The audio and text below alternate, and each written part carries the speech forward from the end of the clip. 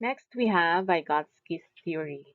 Lev Vygotsky was a Russian psychologist who focused on the process of guidance and interaction that occurs in all cultures when teaching cognitive skills. So try to remember yung mga nanay mo, tatay mo, yung mga tao na nasa paligid mo na tumutulong sa'yo that help you with your um, academics or cognitive skills, yung interaction ninyo at saka yung pag-guide. No? Yung merong nagtuturo sa'yo or merong tutor at merong kang interaction with that. Vygotsky believed that cognitive abilities were not entirely dependent on physical maturation, kagaya nung sinasabi ni John Piaget. Cognitive abilities are acquired through guidance and interaction with others. Sino tong others na to? Meron tayong tinatawag na MKO or more knowledgeable others who assisted in the learning. So this person could be a teacher, a coach, or even peer as long as they had a higher level of knowledge. And they view development as an apprenticeship. So um, merong mas magaling tapos tinuturuan niya yung yung mas magaling yung merong higher level of knowledge tapos meron siyang tinuturuan or apprentice. Meron din tinatawag na zone of proximal development or CPD.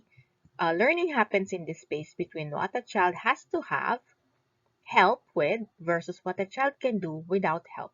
This gap is the learning area.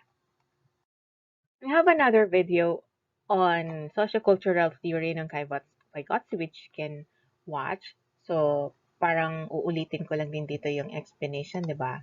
So, here we have the zone of proximal development. So, this is the level of competence from low to high. So, pag ganito siya. And then, here is the level of challenge from low to high.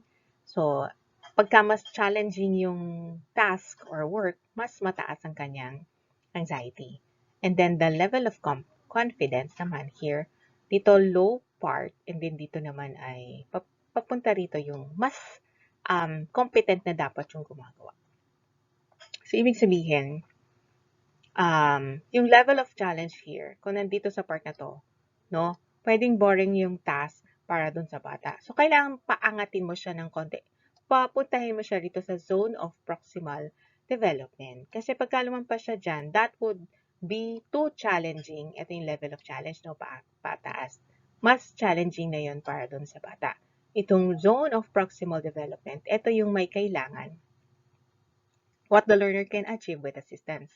Kung nandito siya sa zone of proximal development, kailangan niya dito ng tulong. Kasi here, below that, what the learner can achieve independently. And then beyond the CPD, what the learner cannot yet achieve. Okay, for example, Lexile framework and other text complexity measures allow the matching of reading materials to the student's reading ability. Texts that are close to students' abilities increase confidence, while more challenging texts increase skill levels. Texts that are too easy or too hard can be avoided. Mathematics is a structured subject where concepts build upon each other. Therefore, concepts in a student's CPD are those that build on concepts that the student already understands. One of the most comprehensive theories of human development comes to us from Yuri Bronfrenbenner. Bronfrenbenner studies Freud, Erikson, Piaget, and learning theories and believed that all of those theories could be enhanced by adding the dimension of context. We talked about context last time, no? We have social class, we have culture, and we have cohort. What is being taught and how society interprets situations depends on who is involved in the life of a child and on when and where a child lives. So, si Uri Bronfrenbenner, ito yung ecological approach niya, meron siyang mga system na tinatawag. I-define muna natin siya. Microsystem, these are the people and objects in the immediate environment. We have the mesosystem, influences of microsystems on each other. Exosystem, social, environmental, and governmental forces. And then we have macrosystem, subcultures and cultures in which the other three systems are embedded, and the chronosystem or historic context or time and historic influences.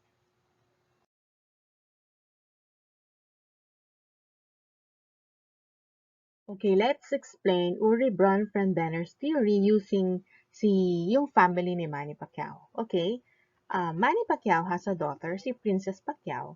So, if we're going to look at the microsystem, ito yung direct contact kay Princess, no? These are the system closest to the person and the one they have in contact with, si Manny, si Lola Junisha, si Jinky, yung mga kapatid pa niya. So, this could also be yung mga nasa bahay, nasa school, nasa church, peer groups niya, mga friends niya, family. Direct contact or yung influence nila dito sa microsystem. And then we have the mesosystem. This mesosystem interacts.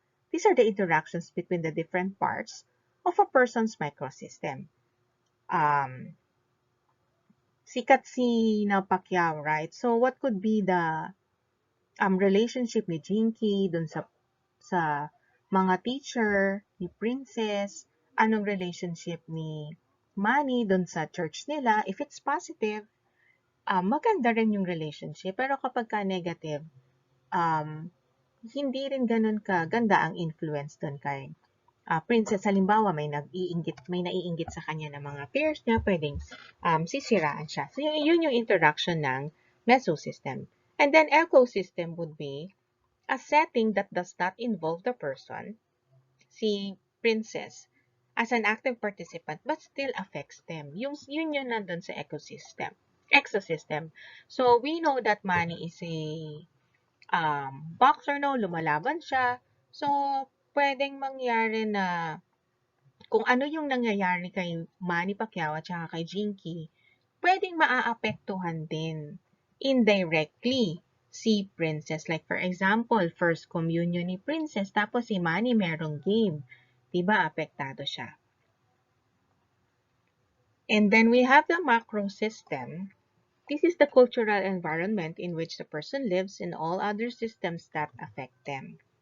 This is the society as a whole. We have politics, economic patterns, national system, and we know that Manny Pacquiao is running for president, diba? So, kung na-involve yung tatay niya sa politics, paano maapektuhan doon si Princess Pacquiao? So, try to think of the influences ng mga yan ng society kay Princess. Or, pwede rin, no, in the macro system. Iba yung development ni Princess here living in the Philippines, pero meron din silang bahay sa Amerika. But then compare yung life ni Princess dun sa mga bata na nakatira sa Africa. Diba meron yung pinagkaiba? And then lastly, we have the chronos system. This is the dimension of time in relation to a person's development. Ito yung cohort na sinasabi natin. Princess is surrounded by money. Iba ang cohort ni Manny, iba ang cohort ni Lola Junisha, no? Or kayo, yung mga parents nyo, yung mga lolo or lola nyo. Chronocism is the time when they grow up. No, we have different time. Time ni Lola Junisha, time ni Manny Pacquiao. So, iba yung impact ng mga nangyayari sa paligid. Like, when we talk about the cohort, diba, si Princess naabutan na niya yung Web 2.0. Si Manny and Lola Janisha naabutan niya Web 1.0 and 2.0. Pero mas advanced na yung mga bata ngayon. Okay?